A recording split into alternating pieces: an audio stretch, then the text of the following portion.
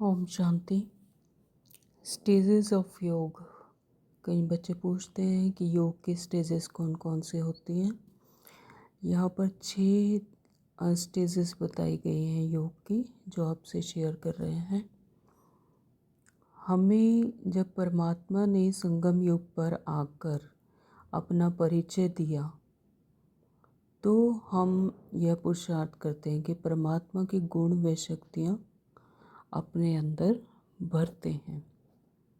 पहले स्थूलता से भरी, फिर सूक्ष्मता से, फिर उसका स्वरूप बन रहे। तो सबसे पहली जो है एकाग्रता की शक्ति। एकाग्रता यानी हमारा लक्ष्य। तो जब अपने इस लक्ष्य की प्राप्ति के लिए हम मानसिक एकाग्रता को बढ़ाते हैं, हमें जब परमात्मा का परिचय मिला, उस ज्योतिबिंद परमात्मा का दिव्य स्वरूप ही हमारी एकाग्रता का लक्ष्य है। राजयोग में हम परमात्मा के दिव्य ज्योति स्वरूप का ही दर्शन करते हैं, यानी अपने मन से, आँखों से विजुलाइज करते हैं, तीसरी आँख से यानी ज्ञान के नेत्र से विजुलाइज करते हैं। तो अपना मन ज्योतिर्बिंद पर बिंदु पर एकाग्र करने का अभ्यास करते हैं। तो ज्ञान के सागर सर्वशक्तिमान परमात्मा से शक्ति लेकर आत्मा में शक्तिशाली तथा गुणवान बनाने के लिए शक्तियाँ भरते हैं। यही योग का लक्ष्य है। योग से हम परमात्मा को बड़े प्यार से याद करते हैं और माता पिता और अन्य जैसे जो भी संबंध हैं, उन्हें एक रस स्थिति उन परमात्मा से लेते हैं, उन्हें याद करते हैं। सब संबंध उस परमात्मा से बनाते हैं। तो निरंतर योग से के अभ्यास से ज्यों ज्यों हमारी एकाग्रता बढ़ती जाती है, वैसे वैसे ही योग की अवस्था भी आगे बढ़ती जाती है। लेकिन अभ्यास इसके लिए ज़रूरी है। अभ्यास छोड़ना नहीं, अभ्यास करते रहना चाहिए, तब ये अवस्था बनती है। अगर सोचो कि आज मैं योग करती हूँ और कल नहीं करूँगी, और फिर चौथे दिन मैं सोचूँ कि मेरी तो वो अवस्था ही नहीं बन रही है, क्या हो रहा है, तो ऐसा नहीं।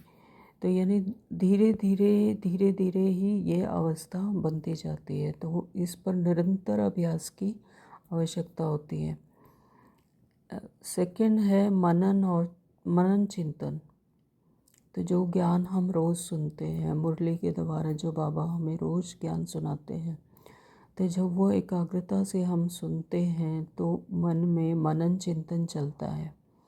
किसी भी एक लाइन को भी पकड़कर मनन चिंतन करते चलो, तो लेकिन किसी भी प्रकार की ज्ञान की अनुभूति तो नहीं होती, लेकिन मन में ज्ञान को दोहरा रहे होते हैं। जैसे कि हम संकल्प करते हैं कि आत्मा शांत स्वरूप हूँ, मैं आत्मा शांत स्वरूप हूँ, लेकिन शांति की अनुभूति तो नाम मात्र ही होती है।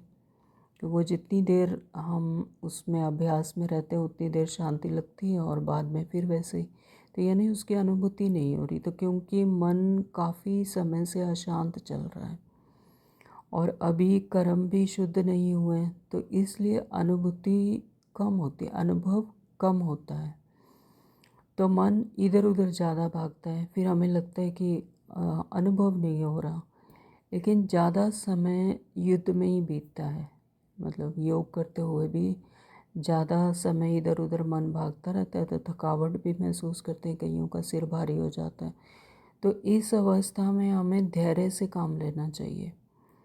कैसे भी करके योग का अभ्यास करते रहना चाहिए। जो भी ज्ञान के पॉइंट्स हैं, ज्ञान का मनन चिंतन मन ही मन चलते रहना चाहिए, और मन में पॉजिटिव संकल्प चलाते रहना चाहिए।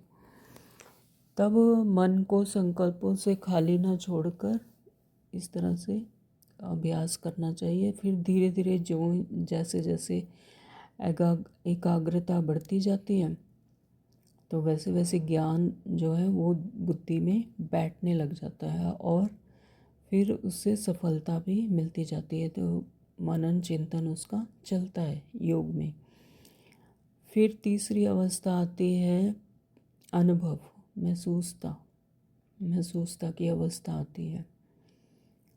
तो बहुत समय से जब अभ्यास करते करते योग में जब हम ज्ञान का मनन चिंतन बार बार करते हैं तो हमारी बुद्धि में ज्ञान की समझ आने लग जाती है कि जैसे हम मुरली पहले किसी ना जैसे पढ़ते थे तो वो कुछ और तरीके से समझ आती थी, लेकिन अंदर की समझ जब खुल जाती है तो उसका मीनिंग कुछ और समझ आने लग जाता है और सूक्ष्मता से समझ आता है।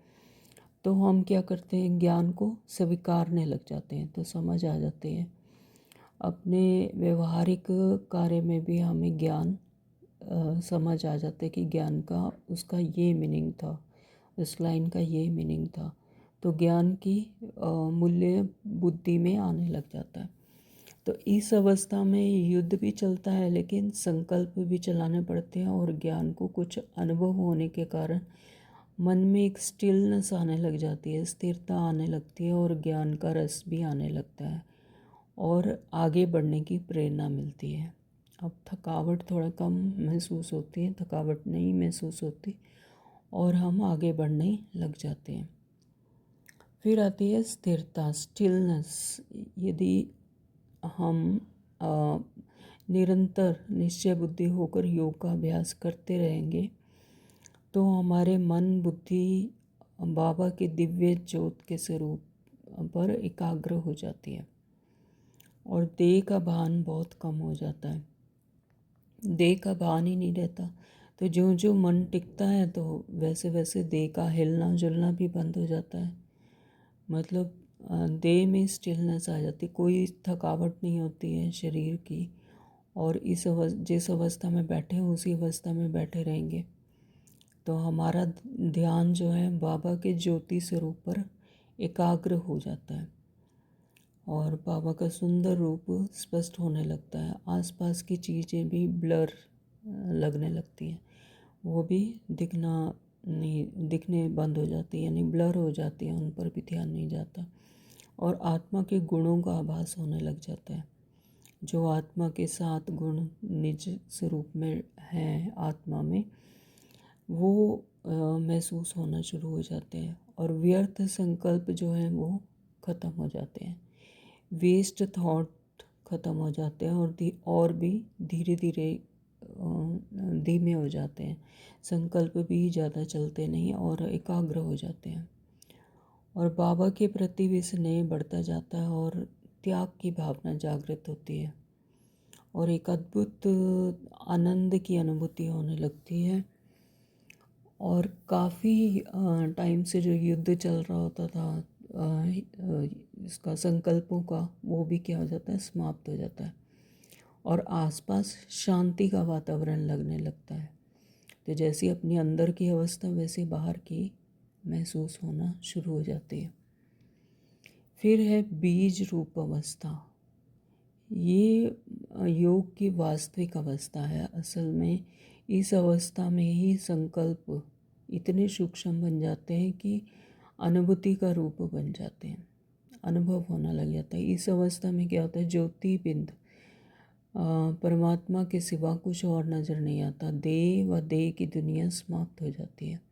आत्मा के 7 गुणों का स्पष्ट अनुभव होता है और आत्मा के गुणों का स्वरूप ही बन जाते हैं।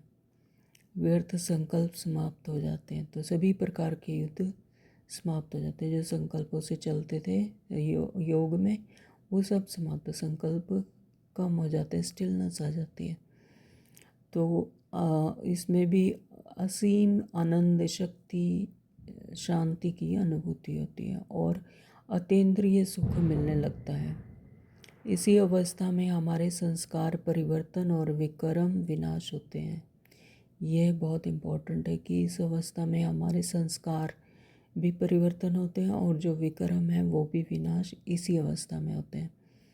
तो इसीलिए इसे कर्मातीत अवस्था भी कहा जाता है।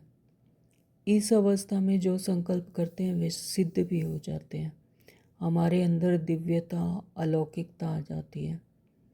आत्मा स्वयं को भरपूर महसूस करती है, जिससे सब प्रकार की इच्छाएं, तमन्नाएं समाप्त हो जाती है। लौकिक जो तमन्नाएं, इच्छाएं हैं वो सब समाप्त हो जाती है। इच्छा मात्रम अविद्या, ऐसी स्थिति हो जाती है और किसी भी प्रकार का आकर्षण भी समाप्त हो जाता है। तो इसके आधार से दिल से निकलता है कि मुझे परमात्मा मिल गई, जो पाना था सो पा लिया। तो ज्योति बिन ज्योति स्वरूप शिव बाबा की जो जड़ मूर्ति नहीं बल्कि चैतन्य सत्ता है, वह हमारी भावनाओं को पकड़ता है और उसका उत्तर भी हमें मिलता है। और इसी अवस्था में हम परमात्मा से रूहान कहते हैं, वो करते हैं और भावना अनुसार उसका अनुभव भी होता है। और इसी अवस्था से हम पतित से पावन बन जाते हैं। इसके बाद आती है फरिश्ता स्वरूप। जब हम निरंतर योग का अभ्यास करते हैं तो आत्मा के सारे बोझ समाप्त हो जाते हैं, यानी आत्मा हल्की हो जाती है, आत्मा सर्व बंधनों से मुक्त हो जाती है। और इससे हमें अपनी अवस्था में भी हल्कापन लगता है, जैसे लाइट माइट हाउस कहते हैं, वो महसूसता आने लगती है। और जो स्थूल शरीर की महसूसता ना होकर शरीर का भान ही नहीं रहता, तो हम स्वयं ही एक लाइट के शरीर में अपने आप को अनुभव करते हैं। हमें हमारा आभा मंडल बहुत शक्तिशाली और सफ़ेद रोशनी का महसूस होता है, यानी ऑरा हमारी बहुत ही पावरफुल लगती है और लाइट लगती है, लाइट माइट हाउस। तो सारा दिन ना हम यही अनुभव करते हैं कि हम एक लाइट के कार में चल रहे हैं। यही फरिश्तापन की अवस्था है।